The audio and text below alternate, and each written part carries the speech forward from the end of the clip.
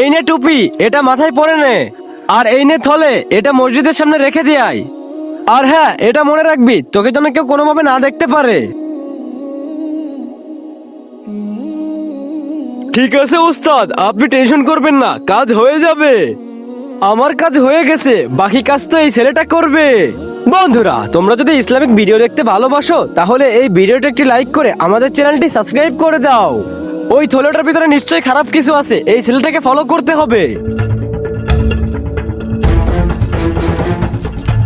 তারপর মুসলিম লোকটি হিন্দু লোকটিকে ফলো করতে থাকে। হিন্দু লোকটি থলেটা নিয়ে মসজিদের দান বক্সের উপর রেখে দেয়।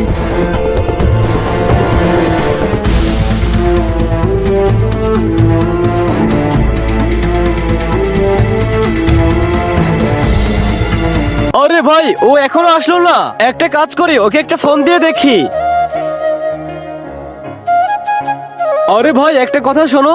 জি ভাই বলেন। আরে ভাই, তুমি তো একটা হিন্দু, কিন্তু এটা কি দেখলাম আমি? ভাই, আমি শুনেছি মসজিদে নাকি অনেক গরিব বাচ্চা ইফতারি করতে আসে।